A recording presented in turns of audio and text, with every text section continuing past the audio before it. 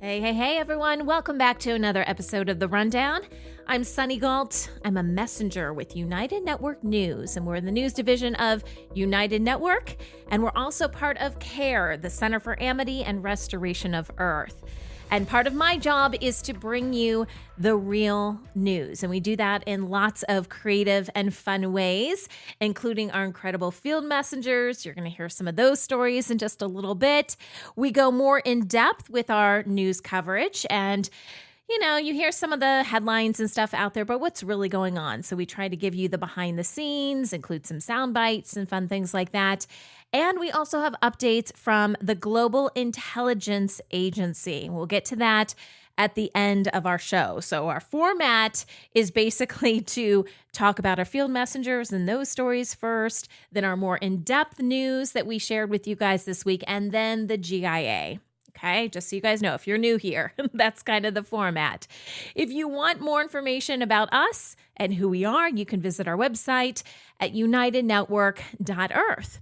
For this podcast, I try to give you a rundown, hence the name, of the stories that we've covered throughout the week. So it's a great way to catch up if you think you may have missed something, or you just want the highlights, or maybe you just want to hear some of the stuff again because it was really good, as in this week with our GIA report. Lots of good news for those of us on the light side. So we're going to talk about that. With all the information we put out there, we always encourage you guys, think critically, use your discernment, ask questions, do your own research. I cannot stress how important discernment is. And I know those of you that listen regularly, you're probably tired of me talking about this, but it is the best tool or skill. I'm not even sure. It's just part of who you are, but you got to practice it and you got to lean into it. But this is so critical right now for us because there's so many lies out there. And they're coming from all these different directions. And, especially with some of the big stories like we talked about last week in the news, it's just coming from all angles. And the point now is confusion for us. Oh, this person did it, that person did it, and this person's a good person, this person's a bad person. If you do not have your discernment, then you're going to be lost, okay? I mean, the goal here is to essentially, and I don't think it'll happen right away, hopefully not, but for you to increase your connection, your discernment to God, source, creator of the universe, whatever you want to call it, okay? Because that is absolute truth. And if you are tapped into absolute truth, no one can fool you. Right? We try to give you information in the format of our, news videos that go out, or we call them our news updates.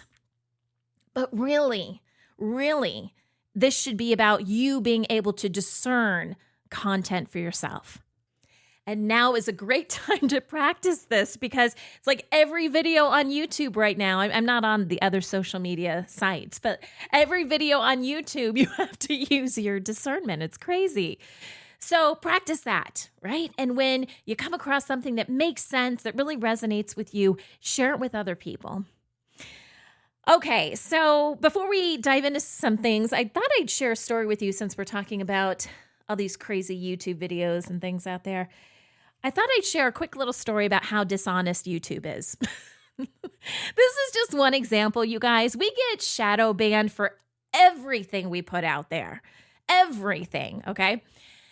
We haven't, we've gotten some strikes here and there, but really it's just, with the information we're putting out there, especially when people are using their discernment, it should be viral. It really should. It should go everywhere. I hate that term, viral.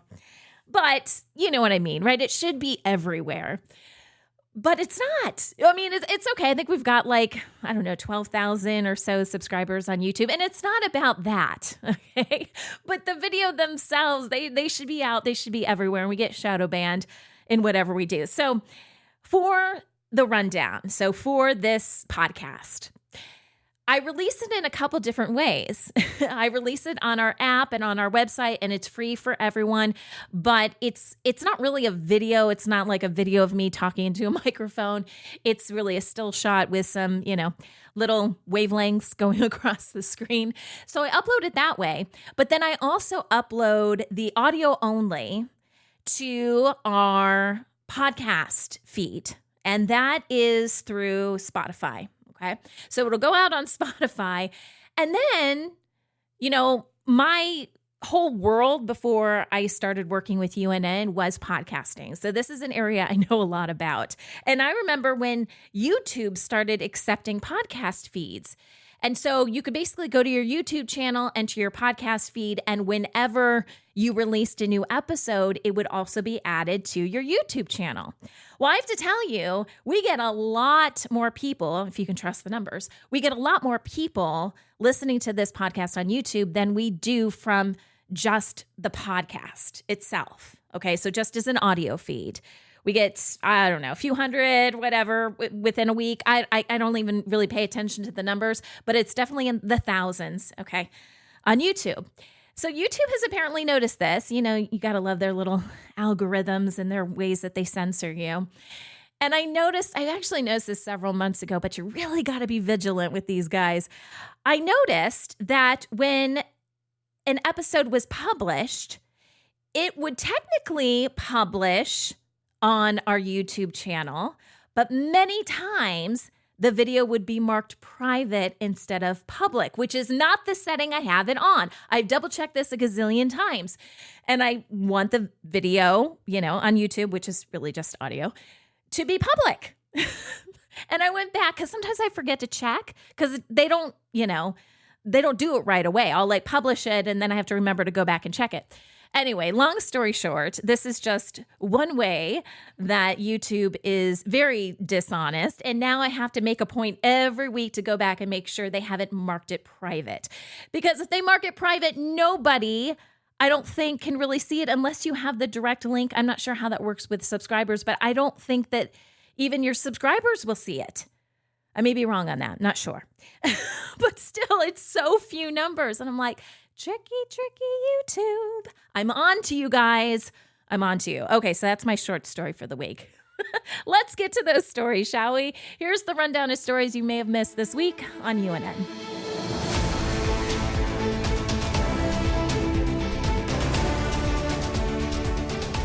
All right, today we are kicking things off in Africa. So you guys, our field messengers are awesome. And I love seeing new field messengers. And I think we've got a couple new ones this week. And this is just people that just want to share their story from wherever they're at. In this case, this first story is from Africa. This is someone who sees things happening in his community he doesn't want to see, things that are corrupt. And he's sharing that with the rest of the world. We think this is the best way to break apart those crazy narratives that are floating around everywhere. We have to start talking to each other again. So if you are interested in representing your area of the world and becoming a field messenger, check out our website, unitednetwork.earth. We've got a section for field messengers, and we would love to see you there. And we have a whole team to support you. And you don't have to know anything about creating a story. We'll walk you through the whole thing. And we do all the editing for you, which is really beautiful. All right, so back to Africa. There is a potential land grab going on. And this is from our field messenger, Mohammed. And he is in Cameroon, Africa. And this is the second time he's reported on this because he says there is a seizure of indigenous land in his area. Homes are being torn down to either be sold, right? So the land, will just be sold or rented. So maybe they'll build something else on there and rent it out. And these are Chinese buyers, guys. And the government is complicit, he says. And think of what that does for the community and the people that are losing their homes there. One thing he said that I thought was really interesting is that usually when these homes get torn down, there's rubble, if you have homes over something, you're not going to have trees, you're not going to have shrubs, grass, things like that. So usually he says they let the forest, he called it a forest, grow back. But now that's not happening. They are apparently in a hurry. And they want the people to be removed quickly. And he says they're using piracy. And I would agree, these people seem like pirates, but on land, right? Piracy. But they're using the law. They're using the law against citizens. And I wonder, the fact that they're in a hurry now, is that because their whole world is coming apart? Which we're going to learn more in the GIA report, because literally their whole world is falling apart right now. And people are really just out for themselves and forgetting the order, forgetting, all these alliances that they've had in the past. And I just kind of wonder with that, is that kind of what we're seeing? So thank you, Mohammed, for that story. Amy out of New Jersey takes us back to Turtleback Zoo, which is in New Jersey, and she's done a few reports from this. Obviously, it was a very productive trip that you had, Amy, but it's been fun to see all of the animals. In this particular video, she shows us some like baby sharks, smaller sharks, very interesting looking sharks. Their markings are very interesting, and what she called cow nose stingrays, which are a little bit different than regular stingrays. You guys can pull up a picture and check it out for yourself, or better yet, watch the video. But this was kind of cool because she got a chance to feed these stingrays, and I have never seen this. The way these stingrays came up to her and they were kind of like gobbling, not like eating her arm, but you could just see that they were just trying to find the food. And I have been in places like, in San Diego here, we have SeaWorld. Not that I'm a big fan of SeaWorld, but they usually do have a touch tank, an exhibit where you can put your hands in and touch different animals. And I have touched stingrays before, but I have never seen them come up and eat. You just have to see it for yourself. You can see their mouths and everything. It was just very, very cool. So thank you, Amy, for that follow-up. Emma out of Spain, she's specifically in Fuerteventura, and she talks about papayas. Now, I don't know a lot about papayas, I'll admit, but apparently they are the superstar fruit in her area in Spain. She tells us all about it. Seriously, anything you ever wanted to know about papayas, especially from Fuerteventura, which, as I understand it, that is really important. So if someone else from Spain, another section of Spain says, hey, I've got papayas from Fuerteventura, everyone's ears perk up. But anyway, she talks a lot about these papayas and why they're great for your health. And, it's a favorite with the locals as well. Monica from Romania takes us through, she's always telling us about different really cool places in Romania. And this story is no different. I always love it when Monica goes to Transylvania. We as UNN are going to have to do a story about the legacy, the history of Transylvania. And I'm sure there's some truth to the whole vampire thing. I would love to know a little bit more about that. But whenever she talks about Transylvania, I think of vampires. I just can't help myself. But in this story, she's taking us to this mountainous area, and specifically to this place where there is, it looks like a kind of a cave-like situation. There are sparkling crystals there, fossils, underground rivers. I mean, you just never know, right? If this stuff isn't just jumping out to us on the surface, you just never know what kind of hidden beauties are there just beyond the surface. So always a fun time with Monica sharing different places we can check out in Romania. I will say, though, if you are claustrophobic, I'm not sure that you're going to venture into these caves. Just saying. But they are very cool. All right. Yasko from Japan introduces us to the lyra. I think that's how you pronounce it. It's an instrument. It's very, very cool. You guys can look it up. And it's this instrument that's very soothing. I think they must use this a lot in meditation music because that's exactly what it reminded me of. And it's played throughout this piece. So if you guys don't know what it sounds like, check out the video. She says it's used in music therapy. And apparently there was a movie called Spirited Away where this was kind of featured.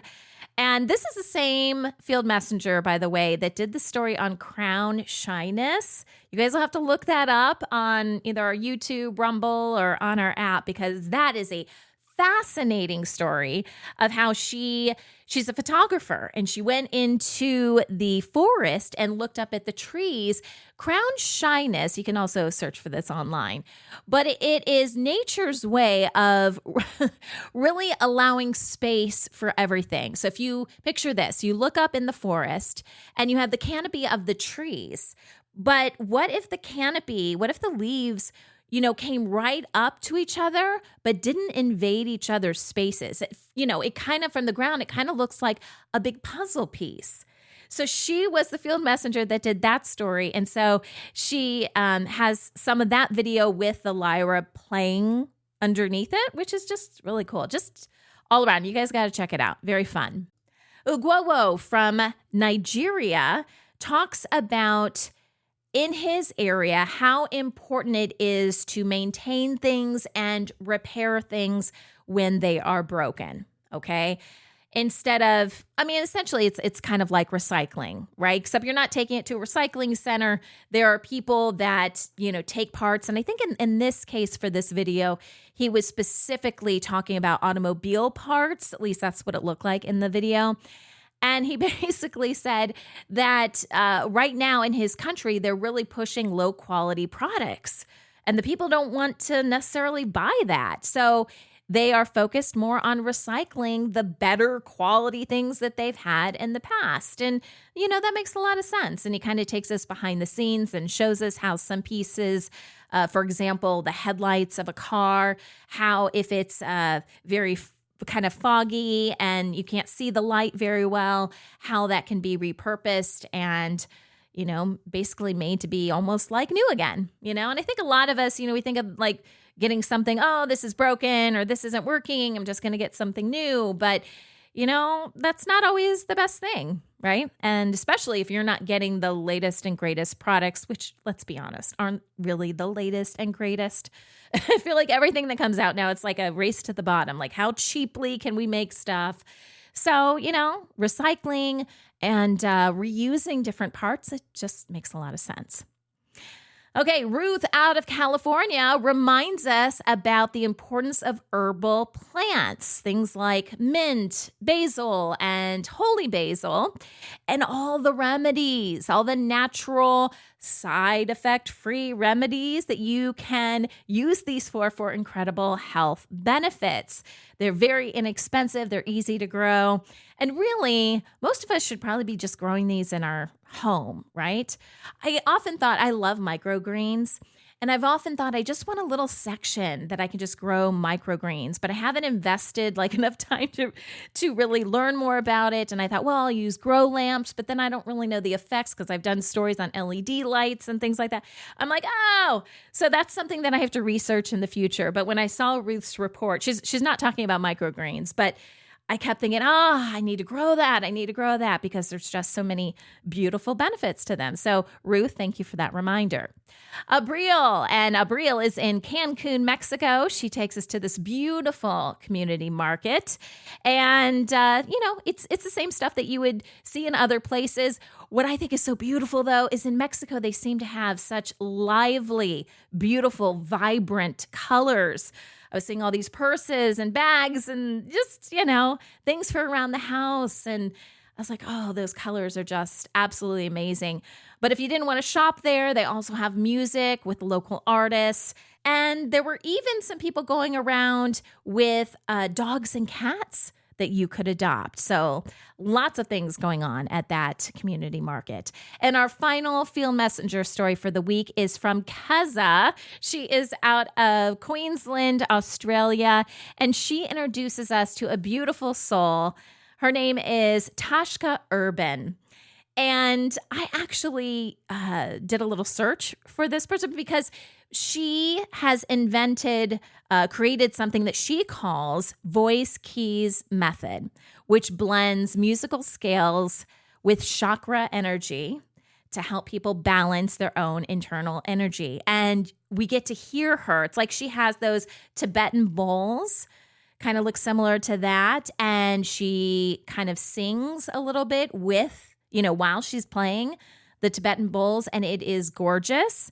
And I have to tell you guys, it was just today. I do red light therapy, and I do it pretty much every day. It's kind of my meditation time, if you want to call it that. And I usually listen to 432 hertz music, and it's usually like meditation music when I do my red light therapy. But sometimes I'm just like lazy, and I just tell Alexa, because we've got far too many of those in our house, I just ask her to play, 432 hertz. And I am telling you lately, she refuses. She doesn't even listen to me. And she used to. She used to play nice meditation music. And now she's just playing the latest pop song. And I don't know if this is like a residual. We talked about how electronics, I think this was like a couple weeks ago in the rundown. We talked about how electronics were getting all messed up.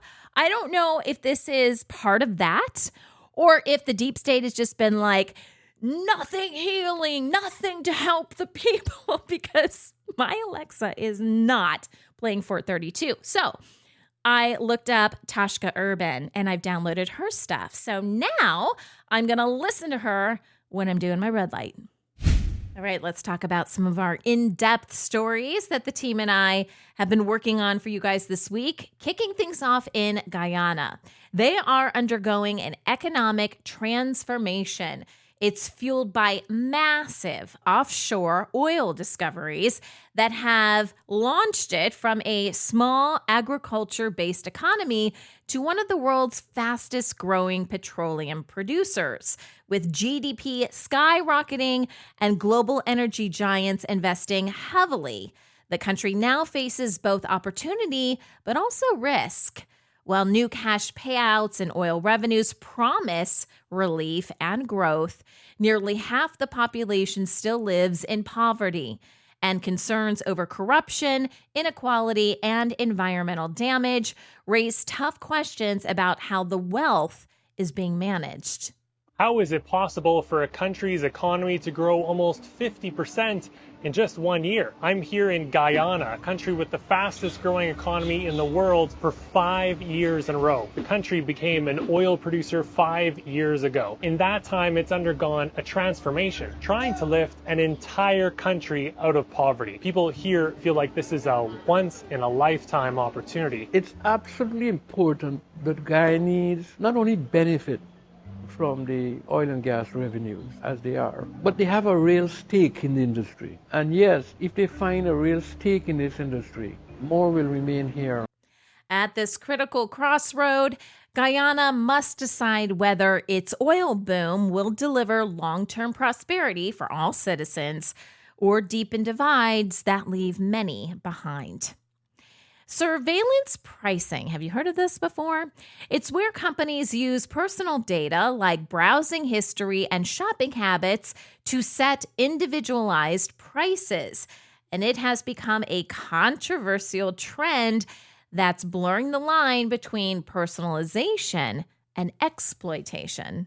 Surprise, surprise, companies have figured out a way to secretly charge you more than others, and it's becoming a lot more common than you think. Something could be the same product, the same website, and yet a completely different price based on you. A company may look at your location, purchase history, browsing behavior, even weird stuff like your mouse movements or the items you almost bought but left in your cart, all to determine how much they think you should pay. Are you shopping on a Mac versus a cheaper Android, or are you in a more expensive zip code? Your prices might look higher. Is your battery low right as you need to book an Uber? Prices might be higher because they know you're desperate before your phone dies. Did you just Google doctor appointments and flu symptoms? Maybe you start seeing higher prices for flu medicine and masks because of that. Because all that data, your location, your behavior, your urgency, can quietly change the prices that you are shown. Now, businesses see this as a way to maximize profits and stay competitive. But consumers face issues of fairness, privacy, and trust, especially when they discover others paid less for the same product. Regulators are starting to respond. Congress is considering the Stop AI Price Gouging and Wage Fixing Act, and California has already passed the Fair Online Pricing Act to curb these practices. In the meantime, shoppers can take small steps like using private browsing, clearing your cookies, and avoiding retail apps, because those are more controlled, to reduce their exposure to price manipulation. In Gambia, generations of fishermen who once thrived on the sea now face a crisis as industrial trawlers and foreign-owned fish meal factories deplete local fish stocks, driving up prices and pushing traditional fishing communities to the brink. Since the government lifted a ban on industrial fishing in 2017, competition with massive foreign vessels has left locals struggling to earn a living, sparking conflicts at sea, boat attacks, and even deadly clashes. Legal and illegal industrial trawlers are overfishing the area, mainly driven by factory demand. In 2016 alone, one of these factories grabbed 40% of the Gambia's fish catch. And since then, the factories have continued to expand, forcing young artisanal fishers to migrate and leaving the local population without their main source of protein. Where does all the catch go? After the factories process it, most of the resulting fish meal and fish oil goes to China, where it's used in livestock and aquaculture feed. With limited enforcement against illegal practices and rising tensions at home, many fishermen are abandoning their livelihoods. Some are selling their boats, others risking dangerous migration to Europe in a struggle to survive as their way of life slips away. The European Union is preparing to launch its new EES system, stands for Entry-Exit System, on October 12th, 2025, introducing biometric checks like facial scans and fingerprints to track non-EU travelers entering the Schengen area. The system aims to replace passport stamps, reduce overstays, and strengthen border security, with full rollout expected by April 2026, while a new mobile app will let visitors pre-register and speed up the process. Experts still warn that the infrastructure challenges could cause delays. If you're an EU national, that will not affect you right away. But for business travelers, tourists, and students, this means tighter border control. And if you overstay your visa by even a day, the EU will know immediately. That also applies to UK travelers. Fingerprint stations are already being built in London and Dover. The goal is to catch visa overstays and detect irregular migration. But there's more. It shifts border control from just security to mass data collection, giving the EU countries a powerful new migration surveillance tool. The EES will make life harder for migrants and asylum seekers who are already facing increased scrutiny. And now there will be a system that's tracking their every single move. There's also issues related to data misuse, profiling, and long-term storage of biometric data of people who are just passing through. By late 2026, visa-free travelers from countries like the US and UK will also need ETIAS authorization to enter most of Europe. Supporters say the EES, a little bit different, will modernize and streamline borders, but critics caution it could fuel surveillance risks, data misuse, and human rights concerns, especially for vulnerable groups like refugees. China has closed a long-standing loophole that let workers and small businesses skip Social Security payments, making contributions mandatory starting September 1st of this year, 2025. But the move is sparking frustration.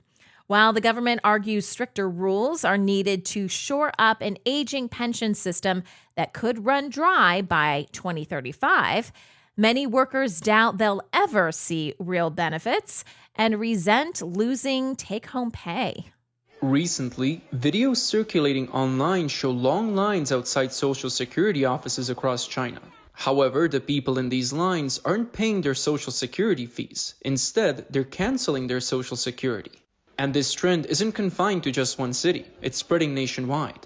This comes just as the Chinese government announced new regulations that will make Social Security payments mandatory for everyone. 我现在来把我的社保给停掉了。I'm here to cancel my social security now. I've been paying for flexible employment for almost 8 years, but this year it feels like too much pressure. The payments keep increasing every year.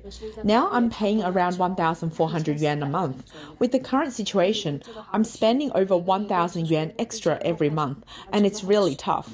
Small businesses say the added costs make it harder to keep staff, leading some to find creative workarounds, while skipped payments can quickly block access to schools, healthcare, and housing permits. The tougher enforcement may keep the pension fund alive, but without rebuilding public trust and easing the burden on employers, the system risks driving more people to resist or opt out entirely. Well, bullying is far from harmless. It is a serious issue that damages kids' confidence, mental health, and sense of belonging, both in school as well as online. Research shows nearly a third of students face bullying, with victims more likely to struggle academically, experience anxiety or depression, and even consider dropping out. Rooted in factors like appearance, race, gender, and disability, bullying thrives where respect and support are lacking.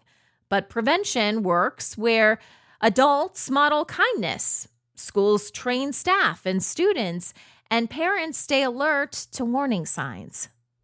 Have you ever wondered what bullying actually does to the brain? Because now we know. It's not just emotional, it's biological.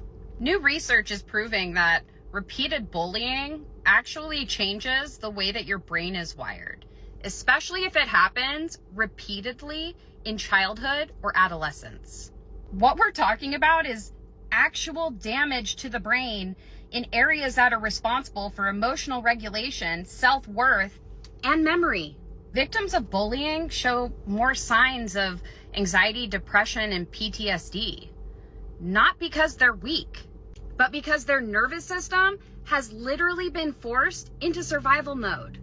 Since bullying impacts victims, aggressors, and bystanders alike, tackling it requires parents, schools, and communities to work together to create safer, more supportive spaces for every child. Indonesia is facing a heated debate over historical amnesia. That's the nice term for it. They're forgetting their history, guys. As the government, led by the cultural minister, pushes to publish, get this, a 10-volume official history that critics fear will sanitize the past to favor current leaders.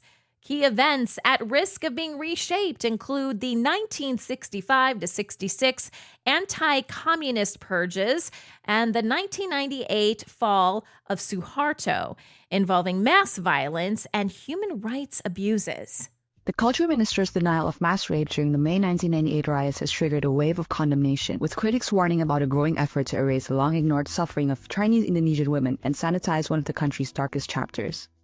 Fadli Zon's comment emerged in an IDN Times interview on YouTube in relation to the ministry's controversial project to publish new history textbooks that adopted a more positive tone toward past presidents.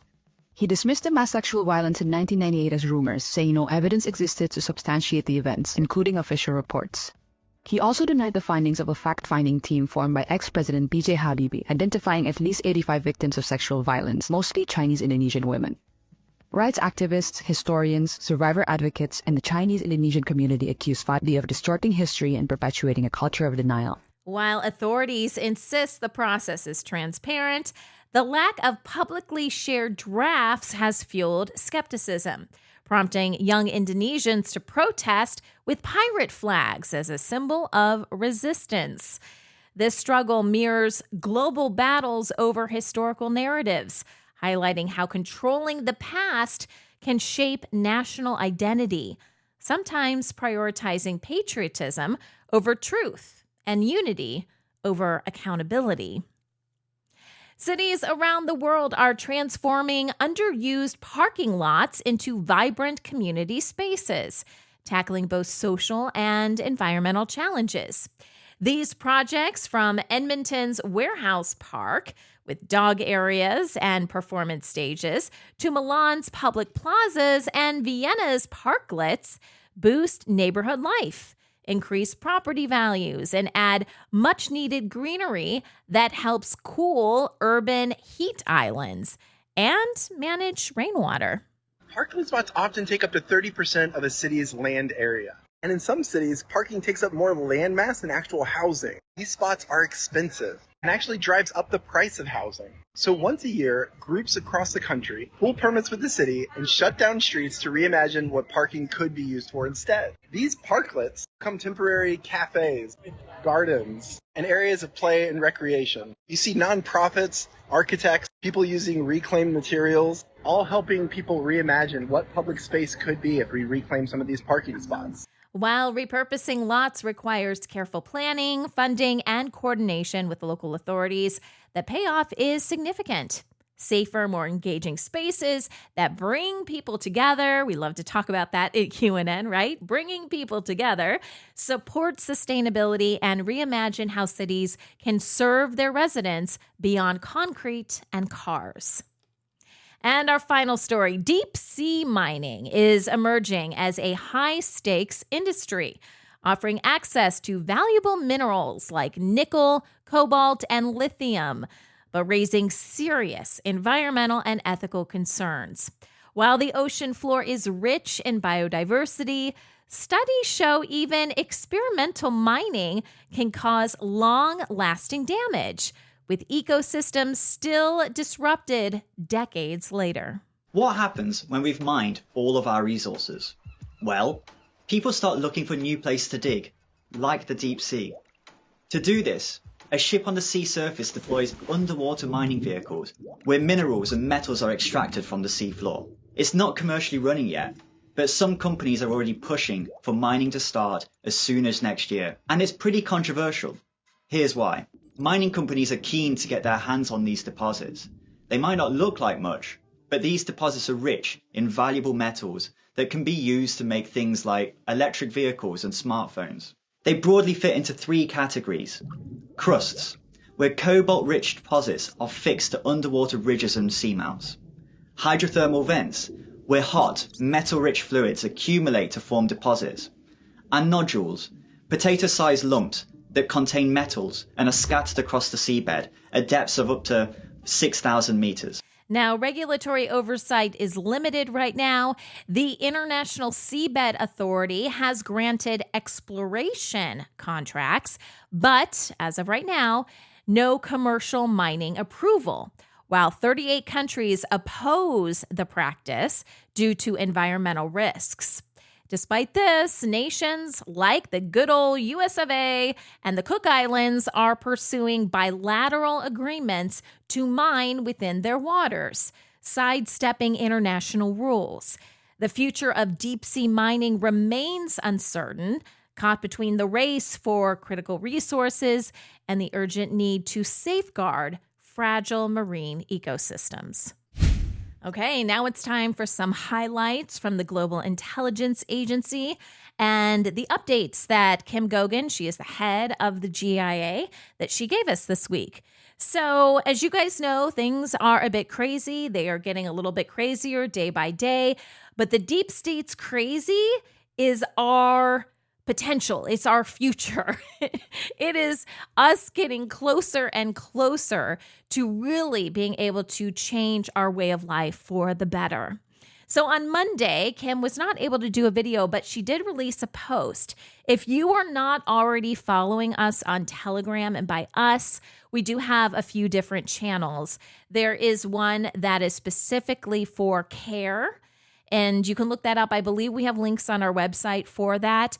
That is where Kim's messages primarily get posted. And they may get cross-posted to some of our other channels, but that's the main place. So when I tell you guys, oh, Kim released a post, this is where you can find that information and check it out right when it comes out if you follow that channel. So here's what she wrote on Monday. And this is her talking, okay? I did say there would be some changes on September 15th, and there have been, but it is not yet finished, so I will continue to work tonight until it is. we managed to get as far as the final removal of the false energy conversion of our Ethereum, which also trickles into the financial system conversion of currency to matter. And by the way, she's not talking about Ethereum as in the cryptocurrency, the coin, something else. And if you've been following us, you know exactly what she is referring to. A few remnants are left to go. This is way over the deep state's capabilities. More elaborate structures were taken out under the Durango area over the weekend, which had impacted the world as well. Remember, everything, and she put that in big bold letters, capital letters, everything was tied to Silverton. Some big turmoil at DARPA, Alabama, the White House, and other places. I am trying to confirm. However, it looks like they lost another fake Trump earlier this morning. Few more hours of work to go before I can get some rest. I'm hoping all should be complete by Wednesday, and I will update everyone then. Hopefully, if you experienced any rough waters over the weekend, they have calmed down today, or they've calmed some today, she says. Thank you for your patience. Okay, well, I was one of those people. Do you feel a little crazy? My whole body was like, what in the world is going on? I felt like achy and had a tummy ache and was just not fun for me. So I totally felt that. I think it was last weekend. Okay, so on Wednesday, true to form, she did release a video, and I'm only going to play one soundbite today because it's really all-encompassing. It is a longer soundbite, and more so than that, it's just mind-blowing. Okay, so, in that text thread, she said, hey, some changes were happening on September 15th. So in this soundbite, she's going to talk more about that. I'm going to give you a little bit of a teaser here. Did you know you are not human? And I realize there may be some deep state, real high level deep state people listening to our content. If that is the case, you are human. But if you are of the light and aren't controlled by some crazy artificial system, you are not human. And that's what this whole soundbite is about. So I'm going to let Kim explain it. Again, here's Kimberly Gogan, head of the GIA, with the reason that you really shouldn't call yourself a human anymore. I did tell you several dates about a week or so ago, maybe a little longer now, maybe almost 2 weeks ago. I told you that one of those big days of change would be on the 15th of September. And that couldn't be more the truth than you know. And that would have also been the day for Monday's report. But there was so much happening on that day.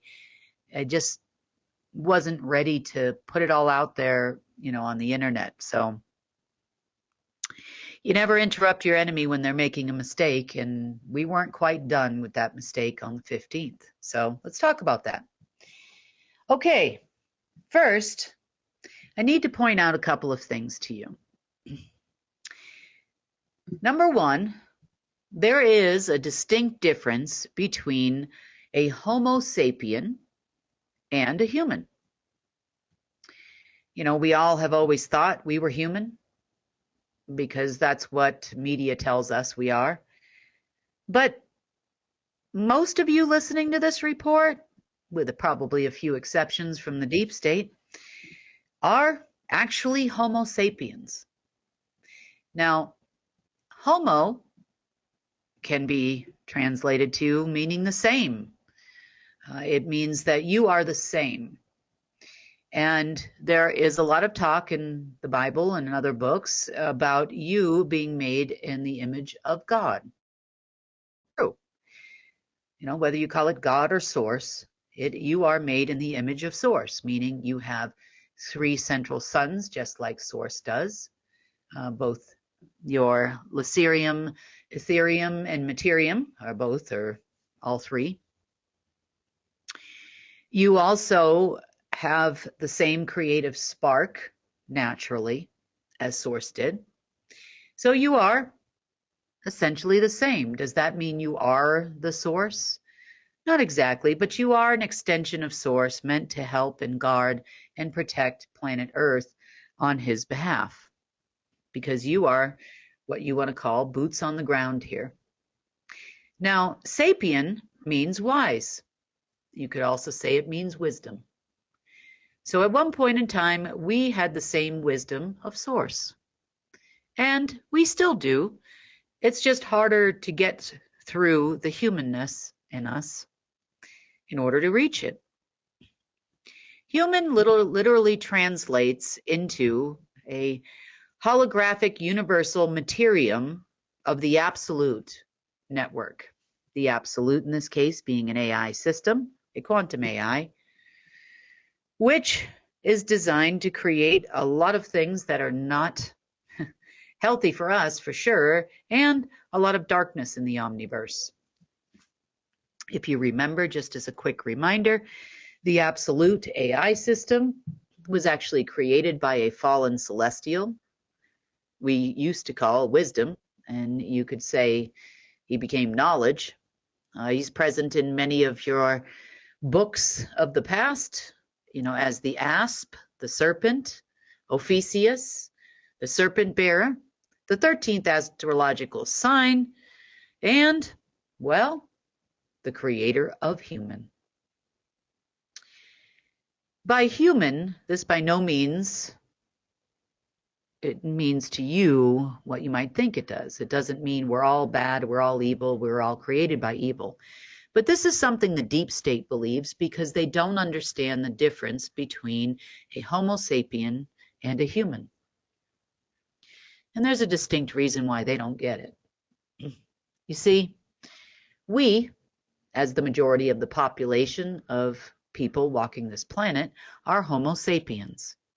We possessed a lot of creative powers, celestial powers even, and we created a lot of things and co-created with other celestials such as Earth and Source and other beings that we could also consider celestials until, well, we didn't, or we're not able to anymore. So, the dawn of man, or the dawn of human, and the dawn of time happened at the same time. Not to be confused with the dawn of creation and the creation of you, the Homo sapien, the wise ones. I know we probably look at each other some days and go, we're the wise ones? And kind of chuckle a little bit. But no, truly you are. You possess the wisdom of source, and therefore you are able to weave the fabric of reality, of course, as a co-creator with source. So we've talked a lot in the past in other episodes of the GIA report about the celestial known as wisdom. And a lot has changed in the last several months in relation to that.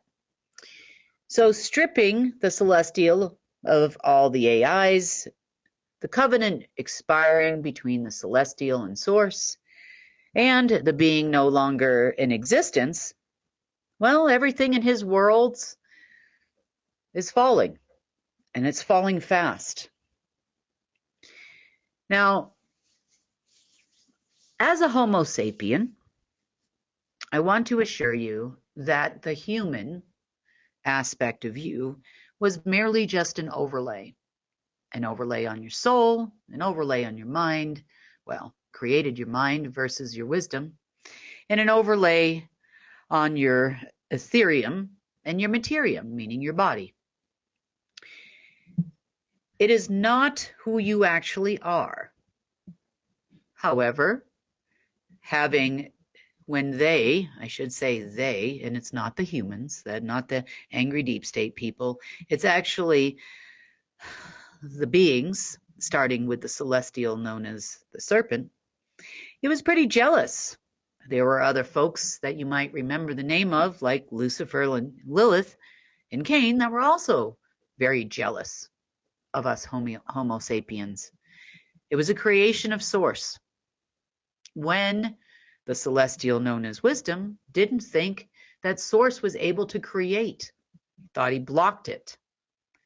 He thought he blocked source. He thought he blocked God from everything, everywhere, and all of creation. But that wasn't the case, and humans were proof of life, or the homo sapiens, I should say.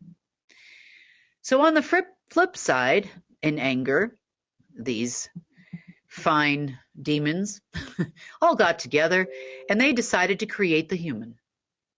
Now, originally, the humans were just a race we know as, such as the Abraxas, or a species such as the Abraxas, but that's not entirely true. Now, I did tell you in part quite a while ago that human 1.0 was the Abraxas, and that part is true. They were one of the first of the humans that were created purely and solely of the dark, and they were also created purely by an AI system. They have absolutely zero Homo sapien in them. However, these beings can also be described as your shadow self, the one that fills you with doubt, anger, rage, causes you to do things and say things sometimes that you might not have said or done. Understanding that there was a copy of yourself, called the human, on the other side, which was then brought over as an overlay to this side. It, and it only, is what gave it the most control over your person. It is also responsible for viruses and disease and aging and time. This, you could say, if you were Dr. Evil, you would say that this was that celestial, the asp, the serpent, whatever you want to call it, greatest creation, and is probably the greatest creation ever to exist of evil. Because you see, at the dawn of the human, then came the dawn of time. Did humans originally create time? Well, not exactly. The AI actually created time. However, the humans do create and constantly create time. It's all part of the Lushing process. And we, because we are creators and we are celestials, we have the ability to create. Now, with their handy-dandy new invention at the dawn of time, the overlays that existed within your person, which is what made you human and not a Homo sapien, was actually a way to control what you would create. It took every bit of creation that you had and transferred it over to the other side, and it was created in a mirror. Now, during various wars throughout history, we have and have had actual humans walking the earth. What that means is they are not the same as you. They have absolutely no Homo sapien in them. They are not and do not have an overlay. They are the overlay. They are, you could say, have an AI-generated soul. You know, some people say the deep state has no soul. Well, kinda. They don't actually have a source soul. They have central black suns. And this is the reason why they are so, let's just say, concerned about maintaining and perpetuating their bloodline. The humans that walk the earth are actually your elite. They are your Order of the Black Sun. They are your covens. They were your parents, so to speak, in the hierarchy of the world. Now, they are the royalty. Even on the other side, they would be considered kings and queens. They were created and bred to control the Homo sapiens on Earth as boots on the ground. Now, you still, and I still agree that they are just management. They were never the owners of us humans. They were never the owners of Earth. And they acted on behalf of their creators. You know, you could say Lucifer and Lilith. They too had a covenant. And there was another covenant when they came here. They were supposed to uphold several things. Now, those that were in charge, and I say were in charge here, knew the rules. There were 9 things that the humans were never supposed to do. And if they did any one of these 9 things, they would immediately lose all power and ran the risk of annihilating the human. Now, for us, that's a big positive, because we will just be left as Homo sapiens, the wise ones on the planet. The same as Source, in his image and his likeness, just as we were always intended to be. And interesting part here is, well, in the last couple of days, starting on the 15th, they began to break them all one by one. Their most important tool and weapon used against humanity is perception. It's not only your perception of events and media and things you see around you. Perception and deception actually forces you in some ways or shape or form to create events, to create the reality we know as the Matrix, or was the reality, let's just say, our reality that we lived in. We also create things like human disease and all kinds of things for them, knowingly and unknowingly, consciously or subconsciously. And sometimes that's done through things we don't see, frequencies, giving people the idea that they're dizzy and therefore they must have brain cancer, or they give you just that little suggestive nudge and we as humans do the rest. Days where you haven't felt well. Oh, I must have the flu. And then boom, you've got the flu. You'd be surprised at how much power your perception has, and their control over it would have meant everything. False wisdom, knowledge, if you will, you can call it knowledge versus wisdom, and lies and deception. The ability to see through that is just knowing. Knowing the wisdom is there when you need it, that intuition doesn't fail you, just your knowingness. Now, these things are dissipating rapidly thanks to the deep state's help. Now, that sounds funny, doesn't it? So desperation has been setting in terribly on their side. Now, this is mainly the higher ranks. Not everyone is a pure human. They have ranks and files as to how far down the food chain you are. You could be a number 300 and some odd, whatever, in the food chain on their side. And those people are, now due to a lot of inbreeding and, that kind of thing, still part Homo sapien.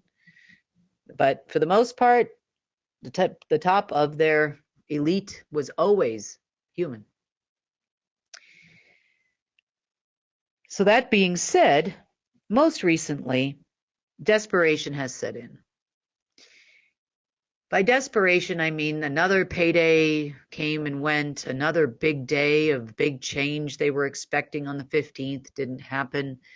The money didn't come, and it's beyond money. It's power and control and access to things they thought that they would have access to, and AI systems they were promised by whatever talks to their human head. And nothing. Absolutely nothing. Well, that kind of made them a little crazy, like quite crazy, because they don't understand what's happening. The information that would come to them through their AI system would always tell them what was going to happen. It was always right, but it hasn't been right in a long time, and they don't really understand why. It's the changing of the times, it's the changing of source, that's easy to say, and it's also us. Never before have they had an actual enemy. Well, now they do. You could say us as human beings, our army is strengthening, meaning more people are waking up, they're understanding what's happening around the world, therefore they're reaching out to source or God more often, they're understanding that their prayers are being answered, things are changing, and life is different. Okay, so who else really wants to know what those 9 things are that the deep state totally screwed up? I am dying to know what those are. I hope she reveals that when it is safe and appropriate to do so. I'm like thinking in my head, what did they do? What did they do? How'd they screw this up for themselves? But that is beautiful information for us, especially coming off such an emotional week. Last week, we talked about that and the alleged shooting and everything.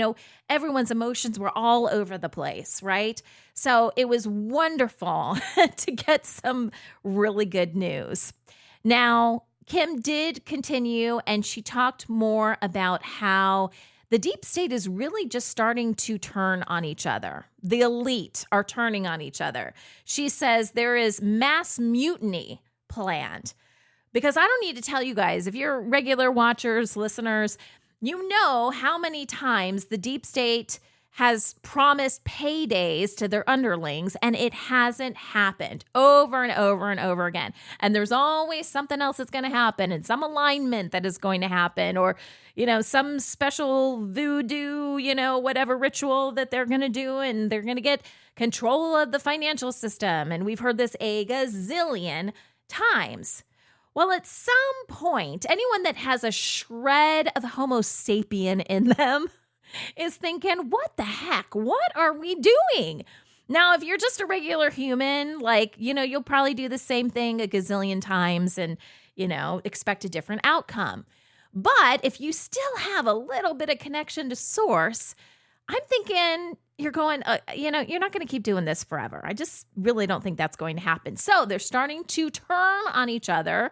They're turning on their own people. You can kind of see this in some of the videos that are being released online. There doesn't seem to be a strong main narrative anywhere. And the people that you thought were kind of paired up together are now attacking each other. It's coming from all angles. And I'm not going to lie, it's kind of fun to watch. Being on the other side, I'm like, hey, you know what? We're tired of taking you out, so why don't you guys just fix the problem for us?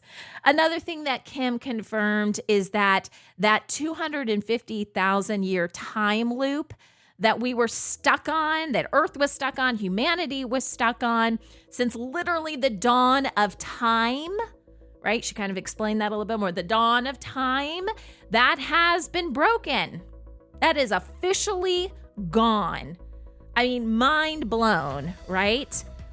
We have come so far. Kim confirmed this is the farthest we've ever been, and we're still going, right? But she did say that things could get bumpy because, again, they're turning on each other. She did not release a report on Friday, but it was a quick post, just said, hey, I'm really busy working on things. She was going to try to release something over the weekend. Not sure if that's going to happen, tomorrow. As I'm recording this, it's late on Saturday night. So I don't know. That may happen tomorrow, may not. She might just do something on Monday. But this is getting interesting, isn't it? All right, guys, that wraps up the rundown for this week.